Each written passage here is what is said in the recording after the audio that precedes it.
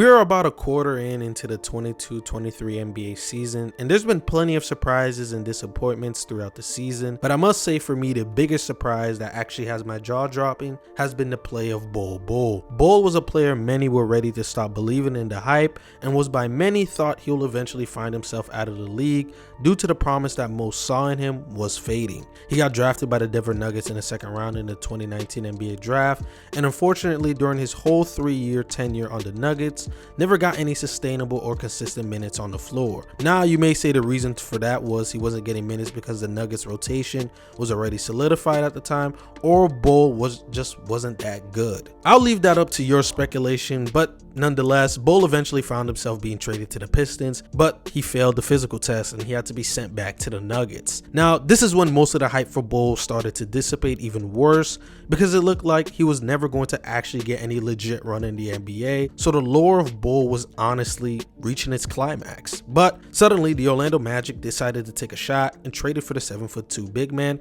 and thus far it's been a total success. The 4th-year Bol Bol has made himself a prime candidate for the Most Improved Player award, and with him finally being able to get some time to actually play on the NBA court, it's looking like the hype for Bol is here. Through 25 games, Bol is averaging 12.5 points per game, 7.5 rebounds, 1.8 blocks, shooting 60% from the field, 40% from 3, and has a 66.6 true shooting.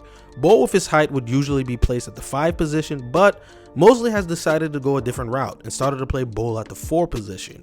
And it's worked wonders because you're able to allow Bol to thrive on the offensive end and allow him to seamlessly fit while still being able to mask some of his deficiencies with the supersized lineups the Orlando Magic love to run and not play him at the 5. Bol has a very good handle for his size, allowing him to play more on the perimeter and still be able to attack the rim through the traffic to score. Bol just needs a couple of strides and he's at the rim effortlessly, especially when you see him attacking in transition and just looking like a straight 7'2" deer that's coming to attack the rim. The amount of ground that Bol can just cover in such a short amount of time should not be taken for granted. Off of missing the corner, Bol gets the rebound and takes it up the court. By the hash mark line, he does this long hang dribble to get by his man, and look how with one jump off one leg, damn near his elbow was at the rim, and then he flushes it for the 2 points.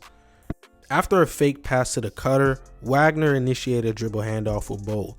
Bol comes off this dribble handoff, and Noora was quickly trying to cut off Bol's driving angle, but Bol decides to just pick up his dribble and gathers and goes right past Noora for the 2-hand finish. On this one, it looks like Bol is going to initiate a dribble handoff, but he spins left and fakes the handoff and attacks the rim. He tries to bump off McDaniels, and even though that barely created space, his length made it up with his 7'8" wingspan, just rises up and makes the layup over Rudy Gobert. Jalen Suggs skip passes it to Bol in the corner and Caruso rotates to him. Bol spins off Caruso and easily gets right by him and finishes a dunk. But what this play really exemplified to me was how quick Bol can go to his attack and the space that he can just eat up in one motion, despite playing one of the better perimeter defenders in the league. Bol is averaging 85.4% at the rim on 4.8 attempts a game, which would rank in the 95th percentile in the NBA, which would mean he's one of the best finishers at the rim. Now, you might believe that majority of his rim finishing might just be coming from cuts and pick and roll advantages, but it's not. He's mostly getting his finishes off the dribble, using his handle plus length to get by his defenders and convert efficient points at the rim. Now, his handle is pretty loose, which does cause him problems when he does play physical defenders that can stifle him off his drives, which in turn causes Bol to put up pretty wild shots or turn the ball over. However, his handle is still good enough for him to get by most defenders and still uses his length to cover up a space of an area that most players wouldn't be able to.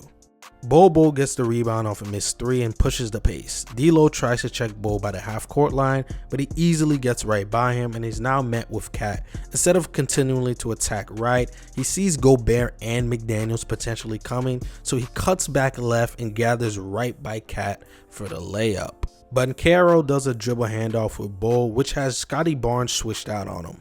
Scottie's hounding Bol from basically the hash mark line, but Bol does a beautiful half spin to get some space from Scottie, and despite Fred digging at Bol for a steal, he picks up his dribble to avoid that and goes left so he can avoid a potential block from Scottie. Here he's attacking in transition, and Gary Trent is the first defender to try to stop the ball. He does a slick crossover to gain some speed attacking downhill. He then spins left, and despite the help defender sliding over to provide contest on Bol's shots, it didn't matter. From these clips, you notice that Bol loves to go to his spins to create that space from his defenders instead of using a strength-based approach on his drives. This time he spins right by Buddy Hield for the two-hand dunk. Now, Bol Bol's shot creation and shot making ability is really up and down for me. He's shown some amazing guard-like handles in terms of how he'll be able to set up or create his shots, but he isn't knocking them down on an even respectable rate for the most part.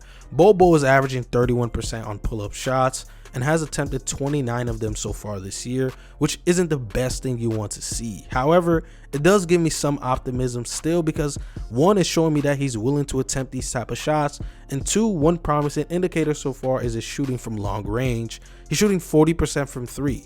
Now, he isn't doing it on a crazy volume, only 1.8 times a game, but it is still something. And most of Bol's pull-up shooting is mainly from times he's in isolation, which, surprise, he's been very good at this year. The brunt of Bol's shot attempts are in the mid-range right now, and if you could flip that to primarily focusing on finishing, then making the pull-up and mid-range shots a secondary, it will do wonders for his isolation game, and it will make it even deadlier than it is right now. Bol Bol's ability to score in one-on-one situations can only be heightened from this point on, and with him being such a mismatch for most NBA players, it's going to become a headache to guard him once he can put all the stuff together, especially the playmaking aspect. Now, I'm not going to sit here to try to even gas or to try to tell you about the potential in Bol's playmaking, because there isn't a whole lot there right now. However, if he can become a solid connector in the league in terms of if he can make that extra pass and short roll advantages, or even make the pass to baseline cutters or players in the dunker spot consistently, that's good enough to add even more value to the offensive value Bol is giving you in the other areas. And to add on even more, Bol's defense is still a work in progress, but there are some things I like there. He's an amazing shot blocker, ranking in the 97th percentile in the league, and he's been amazing on weak side situations when it's time for him to slide over to provide a contest and reject opportunities at points at the rim. Kevin Love passes it to Mobley in the post. Bol quickly rotates to Mobley to provide some help for his teammate. After Mobley sees he can't find an opening, he kicks it back to Stevens and he attacks Bol. He actually gets a step on him, but Bol's length was able to make up the gap and block it off the backboard. Bol Bol's matched up with Patrick Williams, and DeMar DeRozan goes one-on-one with Jalen Suggs. And right before he can finish the layup on the apex at his jump, basically Bol Bol didn't even leave the ground yet, but still somehow jumps and still wipes away the ball from the rim. Bol is on the perimeter alone one-on-one with Fred VanVleet, and look how much space Bol is giving Fred to take a shot, basically daring him to shoot, which Fred VanVleet does, but Bol manages to get a piece on this shot and force the miss. His length is the first thing that comes to mind because of how much space he can cover with it. He can be a step or two behind on an opposing player, and he'll still find a way to cover that space in time and provide a contest to the shots. Now, Bol still struggles in most aspects in defense. His perimeter defense is terrible. Being that tall would probably warrant being a bit slow-footed, which you can say is expected. But whenever he's not on the court with Wendell or Mo Bamba or even Paolo, you really see how much his defense struggle on the defensive end when he's tasked as the primary rim protector. And that's the main reason I believe that Mosley and the coaching staff decided to place him at the 4, so he wouldn't have to deal with that brunt of the responsibilities, but can instead guard a weaker offensive player and be that roamer for you where he can serve you best and isn't bleeding as much value on defense as he would if he was at the 5. So Bol Bol has become a legit player in the NBA. He isn't some tall guy who's being revered for his height, but because he has legit guard/wing skills and a big man body, that's actually translating to good basketball play. And so far, he's easily becoming one of the best play finishers in the league. And in my opinion, I don't know anyone who better shows most improved player this year than Bol Bol. He was looking like a player who the hype and lore for was reaching its end and was eventually going to find himself out of the NBA, to now potentially becoming one of the players who can actually fit into the Orlando Magic timeline for the eventual road back into playoff talks. Anyways, if you guys enjoyed this video, make sure you guys hit that like button since it helps my video perform well. Hit the subscribe button, hit the notification bell to always be notified whenever I upload a video. And feel free to let me know in the comment section below if you believe Bol Bol is going to become a legit star in the NBA. And with that all being said, I hope you all have a blessed day.